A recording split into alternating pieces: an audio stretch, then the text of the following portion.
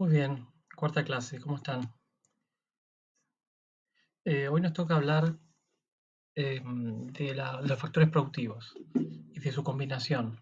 Estamos ya en otra bolilla y vamos a avanzar un punto que tiene que ver de alguna forma como si fueran los colores primarios.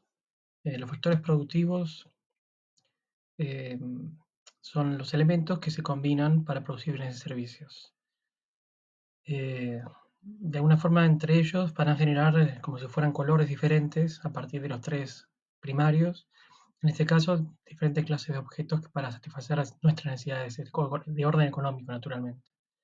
Lo primero que vamos a hacer es recorrer y analizar el factor productivo trabajo, este, al cual vamos a definir esencialmente como esfuerzo humano. Quedamos con esa definición simple que no distingue entre trabajos útiles de trabajos inútiles propia del liberalismo y vamos a recurrir a una definición de Barré que diferenciaba entre labor, que era el nombre que se le daba a los romanos al trabajo penoso a los esclavos, y el opus, el trabajo creador de los ciudadanos libres. Lo cual vemos que ambos, tanto el trabajo intelectual como el trabajo físico, eran considerados trabajos. Es interesante este punto y discutible en todo caso.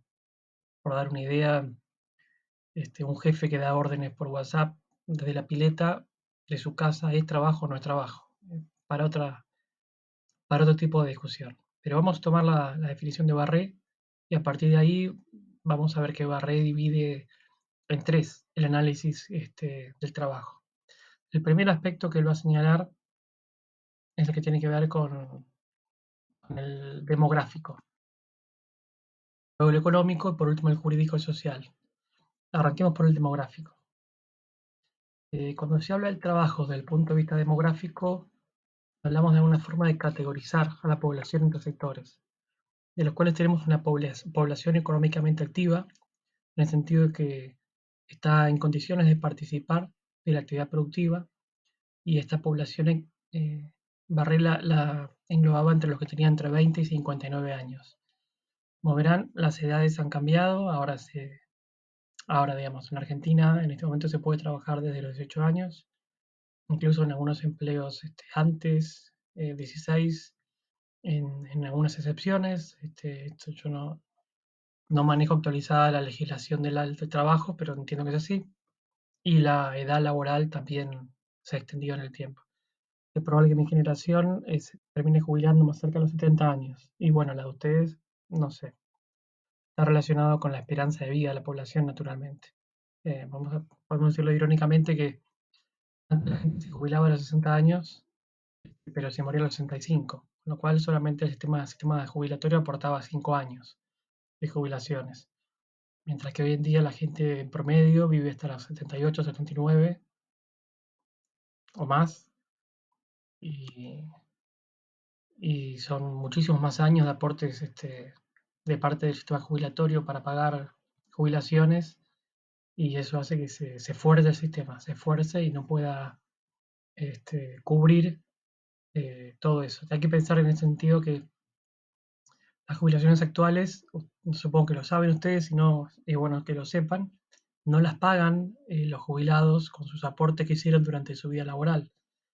Las jubilaciones actuales las pagan los trabajadores actuales, eh, con lo que se les descuenta de sus haberes para su propio aporte, para su propia jubilación futura. Es un sistema solidario en el cual los actuales pagan a los actuales y los futuros trabajadores pagarán a los futuros jubilados. Entonces lo que hay es una cantidad limitada de fondos que aportan los actuales trabajadores y los empleadores al sistema jubilatorio, y que año a año los estados tienen que poner en muchas partes del mundo mayormente cada vez más recursos para cubrir el bache entre lo que se requiere pagar de jubilaciones y lo que los trabajadores actuales pagan. Por eso que eh, antes el sistema era mucho más sustentable porque la gente tenía más hijos. Digamos, promedio hace 50 años era 3 hijos por matrimonio, o sea que había 3 hijos, 3 aportantes eventuales desde el punto de vista de trabajadores o demás, y 2 jubilados, y ahora esa relación se invirtió. Ahora hay menos de 2 hijos por cada matrimonio, por cada pareja, digamos, no hace falta matrimonio. Y eso hace que vaya a haber 2 jubilados y solamente uno o uno y medio aportante para pagar esas jubilaciones que además se van a extender en el tiempo porque la gente vive más. Con lo cual ya pueden deducir que este es un gran problema vinculado con el envejecimiento de la población derivado de la falta de la baja natalidad. Este, es un problema gravísimo que obviamente ustedes no tienen por qué preocuparlos, pero sepan que no va a haber quien les pague la jubilación a ustedes. Así que tienen que construírsela de la forma que sea. O se extenderá este, por parte de los gobiernos, la edad jubilatoria hasta los 80 años. ¿Eh? Otro aspecto tiene que ver con que si bien hay, lo que yo decía, una franja etaria de gente que forma parte de la población económicamente activa, también hay que distinguir dentro de esa población económicamente activa gente que está dentro de esa franja etaria, pero no trabaja. No trabaja, hay gente que no trabaja porque puede elegir no trabajar, por ejemplo, gente, no sé, el famoso caso de las amas de casa, pero también hay otras personas que, porque viven de rentas o por alguna otra circunstancia, no trabajan. Gente enferma, pero también hay gente que sí está en condiciones de trabajar y quiere trabajar, pero no tiene trabajo. Ahí está el caso de los desocupados, el paro, como le dicen en España. Esta es una población que forma parte de la población económicamente activa, pero no tiene empleo. Las cifras de población económicamente activa en el mundo más o menos son del 42-43%. Y la cantidad de gente empleada es un poco menor, 30 y pico, 30 y largos. Cuanto más gente trabajando, el país tiene más trabajo útil acumulado, lo cual es un tema de Estado saber cuánta gente trabajando existe, cuánta gente aportando al sistema jubilatorio existe. Países que tienen problemas con esto son, por ejemplo, Rusia, está decreciendo su población directamente, o China, que tuvo una política de un solo hijo durante varias décadas para evitar que la superpoblación los afectara como nos estaba afectando y va a haber menos aportantes a futuro. También en Europa hay varios países con una baja natalidad. Pasemos ahora al aspecto económico del empleo.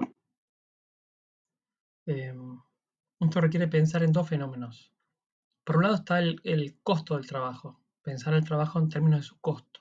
Es una discusión bastante transitada entre los liberales y los economistas más heterodoxos, más de izquierda, respecto a si el trabajo tiene que ser visto como un costo o no.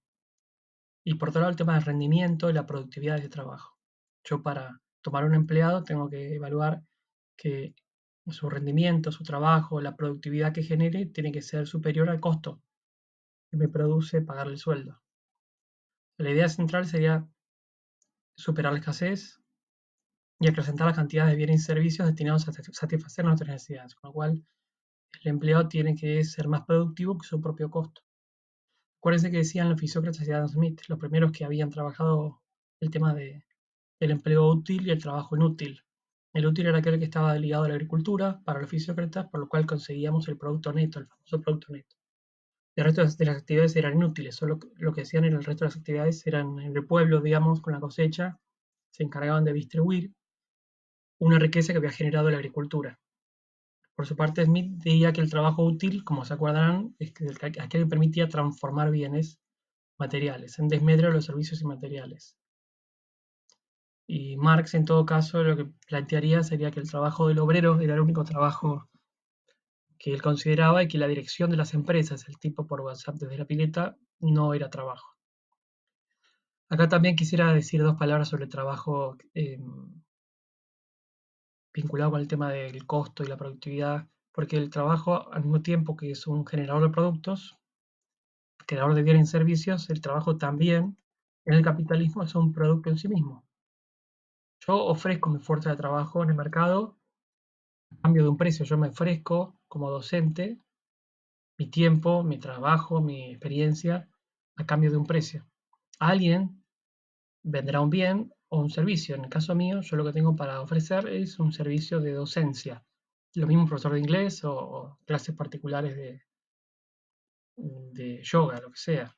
Eh, es un tema que es interesante verlo incluso en estos días de cuarentena porque em, las personas tienen que conseguir mantener su trabajo haciendo clases por internet. No solamente esta, sino cualquier profesional independiente que tiene que lograr que sus clientes no dejen de contratarlos. Em, bien, decimos el trabajo en todo caso también puede ser visto como un producto en el mercado. Eh, en el siglo XIX pasó algo interesante y es que los británicos querían todo el tiempo multiplicar la productividad de las fábricas de helados o lo que fuera y reemplazar al ser humano por máquinas. Cada máquina que creaban reemplazaba 20, 30 trabajadores. Hubo un momento en el cual se puso de moda de romper las máquinas que reemplazaban trabajadores. Eh, digamos que estamos compitiendo con ellas. Este tema, aunque con diferencias, obviamente que sigue vigente hoy en día. Buena parte, yo creo que de nuestros trabajos, hay estudios sobre eso, van a ser reemplazados por máquinas o por estos videos también. Yo una vez que yo subo este video, ¿qué sentido tiene que el próximo cuatrimestre vaya a dar clase a la facultad y de esta misma clase? Ahora, una vez que ya aceptamos que las clases pueden ser dadas en este formato, ustedes ya aceptan que es incómodo ir a la facultad, que prefieren verla por YouTube en pantuflas, aunque en definitiva cualquiera puede dar por YouTube una clase, porque en realidad no hay preguntas, o sea, alcanza con leer un guión. Y si alcanza con leer un guión, mejor todavía, puedo elegir que las clases me la dé alguien que me guste físicamente, una actriz famosa. Lo que quiero decir es que no hace falta repetir formatos de trabajo y se van a eliminar empleos porque gracias a la tecnología se pueden contratar a un ruso, a una polaca, a un coreano para hacer cosas que antes hacía sí falta contratarlo en los servicios del diario. Y eso va a tener repercusiones sobre los sueldos que vamos a poder negociar, porque los sueldos en definitiva también compiten. O sea, hacer un producto también tiene su precio. El precio está definido por el sueldo. El sueldo es la forma de remunerar el trabajo. Por lo tanto, si cualquiera puede dar esta clase leyendo un guión, puedo elegir para eso un coreano.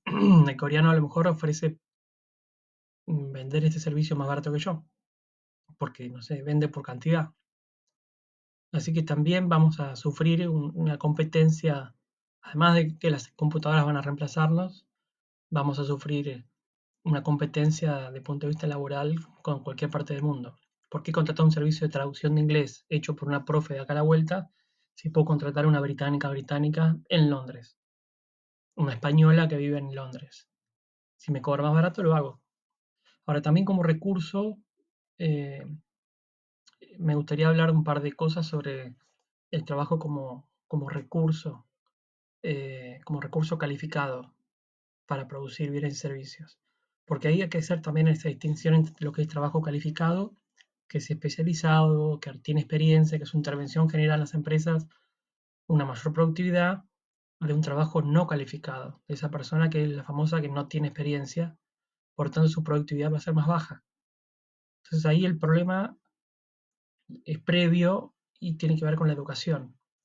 La educación es clave para que esa productividad aumente sustancialmente y digamos que no hay países desarrollados con poblaciones que sean en su mayoría población no calificada, trabajadores no calificados. Por eso decía que la educación es el gran diferenciador de los países respecto de la posibilidad de tener un proceso acelerado de crecimiento a partir de la alta productividad de los trabajadores.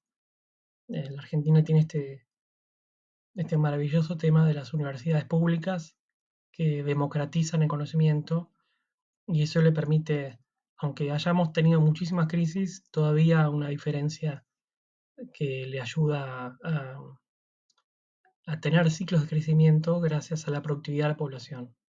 Obviamente que no todos deberíamos estudiar derecho o psicología o comunicación social, porque nosotros no seríamos parte del universo de trabajo eh, que crea puentes o que demás, pero también aportamos a la productividad en la medida de nuestras